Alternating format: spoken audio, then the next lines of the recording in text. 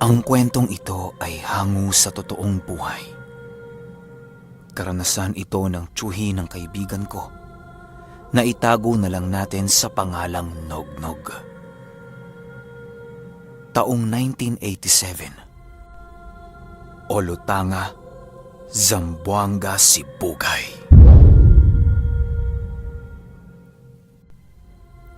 Itong mga panahong ito, kasalukuyang manggagawa ng abaniko itong si Nognog. Yon ang pangunahing hanap buhay nila na siyang minanapan nila sa kanilang mga ninuno. Hindi din kasi nakatungtong ng paaralan itong tiyuhi ng kaibigan ko dahil sa kakapusan nila sa buhay. Kung ano ang kinalakihan nilang trabaho, yun na ang naging hanap buhay nila Nognog. Mahirap man para kay Nognog at sa kanyang pamilya, wala siyang magagawa. Kung hindi nyo na itatanong, nasa edad 14 pa lamang si Nognog noong mga panahong yon. Bata man ang katawan, pangmatanda na ang responsibilidad. Ang pinakamahirap sa trabaho nila Nognog noon ay ang paghahabi ng abaniko. Medyo komplikado kasi ang paggawa ng abaniko, lalo na sa mga baguhan. Isang mali mo lang, maaaring masira ang iyong abanikong ginagawa. Maliban doon, gumagawa din sila Nognog noon ng walis tambo at mga sisidlang gawa sa kawayan. Sabay-sabay nila itong inilalako upang isahan lamang ang kanilang pagbenta. Isang araw, walang trabaho noon si Nognog. Semana Santa kasi ng linggong yon, kaya lumiban muna itong si Nognog sa trabaho para idaos ang papasapit na Biyernes Santo. Yun din ang nakamulatang tradisyon ng pamilya nila Nognog, kaya sinusunod niya ito. Habang siya ay nagkakape, biglang lumapit ang kanyang ama na siyang kasama niya rin sa trabaho. Nog, may gagawin ka ba mamayang hapon? Tanong ng ama niya. Wala naman ho, tay. Bakit ho? Sagot ni Nognog. Bibisita sana tayo sa yumao mong lolo. Magtatabas lang ng damo dahil ramdam kong natatabunan na ang puntod nito. Sagot naman ng kanyang ama. Nang marinig ito ni Nognog, tumangulang naman ito upang ipakita ang kanyang pagsang-ayon. Agaran din naman ang pag-alis ng kanyang ama dahil sa meron pa itong gagawin. Matapos makapag-wika ni Nognog, tinungo na din ito ang kinaroroonan ng kanyang ama.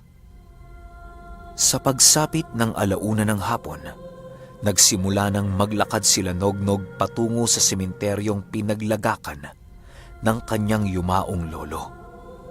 Alam man ng ama ni Nognog ang kinaroroonan ng puntod ng kanyang ama, labis pa rin ang hirap niya sa paghanap dito. Laking sagabal kasi sa sementeryo ang napakataas na mga talahib na siyang nagpapahirap sa kanilang mag-ama. Sa bawat pagpasok nila sa looban ng sementeryo, panay ang pagtabas at paghawi nila ng mga talahib. Si Nognog noon, sumusunod lang naman sa kanyang ama, patungo sa dinaraanan nito. Tay, sigurado ka ho bang dito yung daan? Parang ang layo na po kasi natin eh. Wika ni Nognog. O nak, pagdududahan mo pa ba ako ilang taon na ako nagpapabalik-balik dito. Kabisado ko na ang lahat ng sulok dito, kaya sumunod ka na lang. Sagot naman ng kanyang ama. Wala namang nagawa noon si Nognog kung hindi ang tumahimik at sumunod na lamang sa kanyang ama. Ilang oras lang ang lumipas sa kanilang paghahanap. Nadapo na nga sila Nognog sa puntod ng kanyang lolo. Paglapit nila Nognog sa puntod ng kanyang lolo, ay bigla itong nagulat nang mapansin itong napakasaya ng kanyang ama noong mga oras na yon. Animoy meron itong ibang pakay sa puntod ng kanyang ama, maliban sa pagbisita nito dito. Matapos nilang matabas ang mga talahib papaikot sa puntod, biglang nagwika ang ama ni Nognog. Nog, kung ano man ang makikita mo ngayong araw, piliin mong isikreto na lamang. Ikaw ang isinama ko dito dahil sa ikaw ang kaisa-isa kong anak na aking pinagkakatiwalaan. Meron akong kukunin sa puntod ng iyong lolo na siyang sinabay namin noong ilibing ito 7 taon na ang nakakaraan. Wika ng kanyang ama. Matapos nitong makapagwika, agaran ding inumpisahan ng ama ni Nognog ang paggiba sa puntod ng kanyang ama. Animoy hindi ito nakokonsensya sa kanyang ginawa sa pagsira ng puntod na kinahihimlayan ng lolo ni Nognog.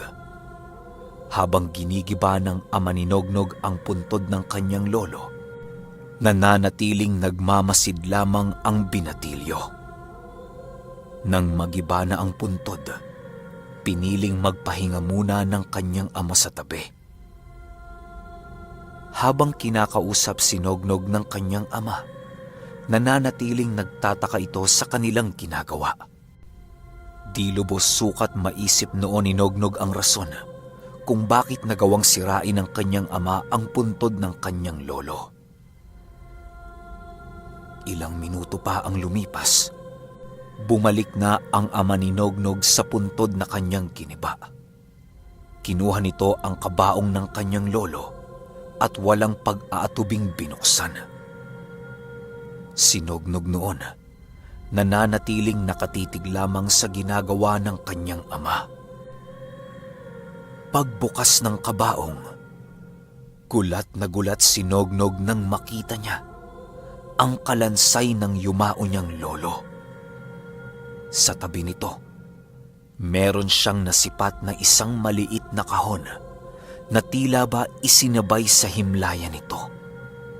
Pagkita ng ama ni Nognog sa kahong yon, agaran naman niya itong kinuha. Matapos yan, ibinalik na ng kanyang ama ang kabaong ng kanyang lolo sa himlayan nito. Itinambak na lamang nila ang nasirang puntod nito upang matakpan ang kabaong. Habang naglalakad sila Nognog pabalik sa kanilang tahanan, hindi maiwasang magtanong ng binatilyo tungkol sa nilalaman ng daladalang kahon ng kanyang ama. Tay, ano ho bang laman yan? Tanong ng binatilyo. Anak, ito ang pamana ng lolo mo sa akin. Nangako ito na sa loob ng 7 taon, maaari kong hukayin muli ang kanyang himlayan upang makuha ang pamanang ibibigay niya sa akin. Sa lahat ng kapatid ko Nognog, ako lamang ang pinamanahan ng lolo mo ng kanyang pinakamahalagang pag-aari. Hindi ito kayamanan, bagkus ay mas mahalaga at mas mataas pa ito sa kayamanan. Sagot naman ng kanyang ama. Pagbalik nila sa kanilang tahanan, agaran ding ipinasok ng kanyang ama ang kahong nakuha nila sa himlaya ng kanyang lolo. Si Nognog noon ay parang lumilipad ang wisyo dahil sa kakaibang ginawa nilang mag-ama. Sa paglipas ng oras na yon, hindi nagawang makausap ni Nognog ang kanyang ama. Animoy abalang-abala ito sa kanyang ginagawa noong mga oras na yon. Sa pagsapit ng Miyerkules Santo, nag-umpisa na ang nakagawiang debosyon ng kanilang pamilya. Ang nakapagtataka lamang noong araw, hindi kasama nila Nognog ang kanyang ama sa kanilang ginagawang debosyon. 2 araw na itong ilag sa kanila at tila ba napakarami nitong pinagkakaabalahan. Magmula noong nakuha nila ang kahong nasa loob ng kabaong ng kanyang lolo, biglang nag-iba ang pakikitungo ng ama niya sa kanilang pamilya.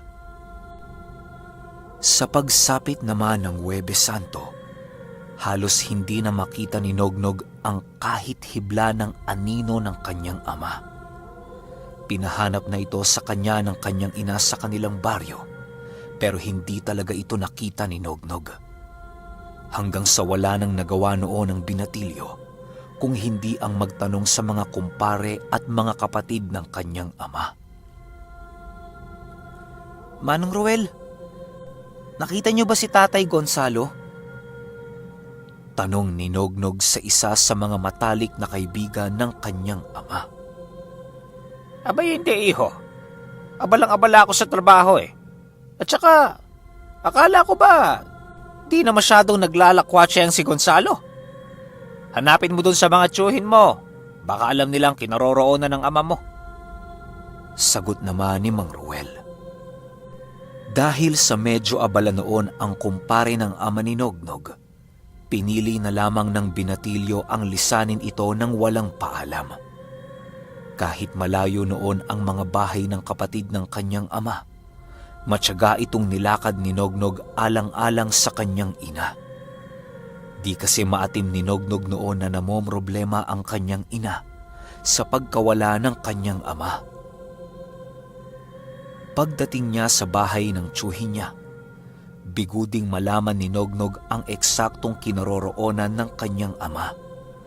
Ang palaging sagot ng mga napagtatanungan ni Nognog noon ay hindi nila alam ang kinaroroonan ng ama niyang si Gonzalo. Dahil sa medyo sumasapit na noon ang hating gabi, napagpasyahan ng binatilyo na umuwi na muna. Sa pag-uwi ni Nognog, laking gulat na lamang niya nang makita niya ang kanyang ama na naroon na pala sa kanilang bahay. Agaran niyang nilapitan ito pero biglang napatigil si Nognog nang napansin niya ang lamig ng pakikitungo ng kanyang ama. Nakatingin lamang ito sa malayo at halos hindi nito magawang tumingin sa kanilang mag-iina. Ang ina noon ni Nognog ay tila ba hindi nito napapansin ang kakaibang asal ng kanyang ama.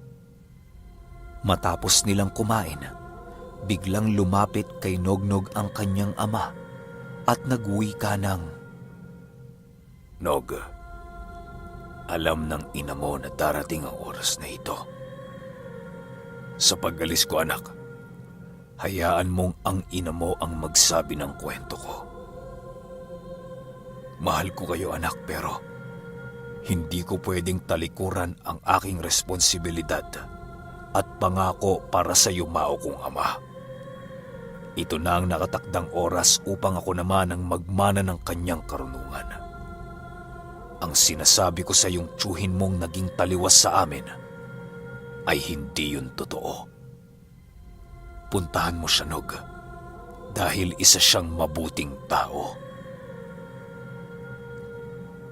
Nang marinig ito ni Nognog, biglang lumaki ang kanyang mga mata, gawa ng hindi niya alam kung ano ang ibig sabihin ng kanyang ama. Tay, saan ka ba kasi pupunta? Ayaw mo na ba sa amin, Tay? Hindi naman kami nagiging pabigat sa iyo, ah. Sagot naman dito ni Nognog. Pero kahit anong gawin niyang pagsasalita sa kanyang ama, hindi na nito nagawa pang muling sumagot sa kanya. Matapos nilang mag-usap, agaran ding umalis ng kanilang tahanan ang kanyang ama. Hindi na ito napigilan ng ina ni Nognog, kaya maging siya ay wala nang nagawa, kung hindi ang hayaan na lamang ito sa kanyang pag-alis. Habang tinitingnan ni Nognog ang pag-alis ng kanyang ama, hindi nito mapigilan ang pagtulo ng kanyang luha sa kanyang mga mata. Matapos ang mga pangyayaring yon, hindi lubusang maisip ni Nognog ang nangyayari sa kanyang pamilya. Ang pangako noon ng kanyang ama sa kanila ay tila ba naglaho ng dahan-dahan. Di rin nagawa noon ni Nognog na magtanong sa kanyang ina dahil sa labis niyang nararamdamang kalungkutan.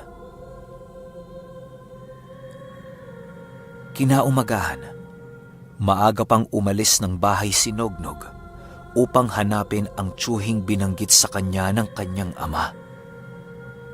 Ang pagkakaalam kasi ni Nognog sa tiyuhin niyang yun ay isa itong malupit na kapatid ng ama niyang si Gonzalo. Matyagang hinanap noon ni Nognog ang bahay ng kanyang tiyuhin upang kahit papaano'y makakuha dito ng kasagutan. Nang matuntunan ni Nognog ang bahay ng kanyang tiyuhin, doon niya napag-alamang isang albularyo pala ang kapatid ng tatay niya. Pagpasok niya dito, agara namang nagbigay ng respeto si Nognog upang hindi mainsulto ang kanyang tiyuhin. Magandang araw po, Tiyo Boyo. Ako po to si Nognog. Anak ho ko ni Gonzalo. Yung kapatid nyo. Wika ni Nognog. Oh, napadalaw ka, iho. Halika, pumasok ka. Gusto mo ba ng kape? Wika ng kanyang tiyuhin. Pagpasok ni Nognog sa pamamahay nito, ay hindi niya napigilang mamangha sa mga kakaibang bagay na naging palamuti ng kanyang tiyuhin sa buong tahanan nito. Nang makaupo na siya sa upuan, ay doon na nag-umpisang magkwento si Nognog tungkol sa kakaibang nangyayari sa kanilang tahanan. Hayaan mo ang ama mo, Nog. Yan ang pamanang ibinigay sa kanya ng aming ama. Ako'y may tutol sa kanyang desisyon pero wala akong magagawa kung kagustuhan niyang muling buhayin ang ibinaon naming aral ng aming ama. Alam mo kasi, Nog, ang angka natin ay merong dugo ng aswang. Isang gapunan. Isa sa ating angka ng nagtataglay ng kakaibang abilidad na ipinamana pa sa atin ng ating ninuno. Sa pagdaan ng 3 buwan, ay magiging baliw ang ama mo at sa pagtapos ng 3 buwan na yon, babalik ito sa dati niyang wisyo. Pagbalik nito sa bahay ninyo, Nog, tratuhin mo pa rin itong ama mo kahit papano. Wika ng tiyuhin ni Nognog. Dagdag pa ng tiyuhin ni Nognog na 1 beses lamang sa 1 buwan kung kumain ang mga gabonang kagaya ng ama niya. Hindi din yon katulad ng ibang aswang dahil sa kakayahan ng kanyang amang gayahin ang kung anumang abilidad ng isang normal na tao. Kaya nitong pumasok ng simbahan nang hindi nasusunog ang balat. Kaya nitong humawak ng banal na tubig. Kaya nitong manalangin sa Panginoon. At kaya nitong hawakan ang kahit na anong pangontra laban sa aswang tuwing nasa normal itong katayuan. Maaapektuhan lamang ng pangontra ang kanyang ama kapag nakapagpalit na ito ng kanyang kaanyuan. Ang abilidad na hawak ng ama ni Nognog ay isa sa mga pinakadelikadong abilidad ng mga aswang. Maliban sa kakayahang yan, kaya ding umalipi ng ama ni Nognog ng kapwa niya aswang kung ito ay kanyang nanaisin. Dahil sa mga nalaman ni Nognog, tila ba hindi niya maisip kung bakit pinili ng ama niya ang maging isang aswang kesa maging padre de pamilya ng kanilang tahanan. Sa pagsapit ng Biyernes Santo, nakauwi pa itong ama ni Nognog. Gulat na gulat noon si Nognog dahil sa napakaraming dugo ng kasuotan ng kanyang ama noong umuwi ito. Nasa bandang 6:00 na yon ng hapon nang nagawi ito sa kanilang tahanan. Pagpasok nito sa kanilang bahay, nagwika ang ama ni Nognog ng, Nog, aalis muna si Itay ng 3 buwan. Ikaw na munang bahala sa iyong inay. Pagsumikapan mo lang, Nog. Dahil pagbalik ko, babawi din ako sa inyo. Palagi mo sanang iisipin na mahal ko kayo. Kaya ako ginagawa to. Wika ng kanyang ama. Mahal, Tay. Paanong pagmamahal yan? Pansariling interes mo lang ang iyong iniisip. Hindi mo kami mahal ni Inay. Sagot naman ni Nognog. Pumiyok. Nang marinig ito ng kanyang ama, hindi na muli nito nagawa pang sumagot. Pinili na lamang nitong pumasok sa kanilang silid at kumuha ng gamit na kanyang kakailanganin sa kanyang paglisan. Di na nagawa pang makisalo noon ng kanyang ama sa kanilang pagkain. Gawa ng agaran din ang paglisan nito sa kanilang tahanan. Pagkaalis ng kanyang ama, agad ding lumapit sa kanya ang kanyang ina at nagwika ng, "Hayaan mo ng tatay mo, anak. Alam mo kasi, may mga bagay kaming tinatago sa'yo kaya niya nagagawa ang mga to eh. Huwag mong ilalabas sa bahay ang iyong mga nakikita at mga nalalaman ha. Napakadelikado kasi anak kapag merong makatunog sa ginagawa ng iyong ama. Ngayong papasibol pa lamang siya. Wala pa itong laban sa mga nilalang na maaaring makaharap niya." Wika ng ina ni Nognog. Hindi na sumagot noon si Nognog. Gawa ng litong-lito pa ito sa mga nangyayari. Sa pagsapit ng Sabado de Gloria, hindi na naipagpatuloy ni Nognog ang debosyong kinalakihan niya. Animoy nawala ang lahat ng gana ni Nognog dahil sa nangyari sa kanyang ama.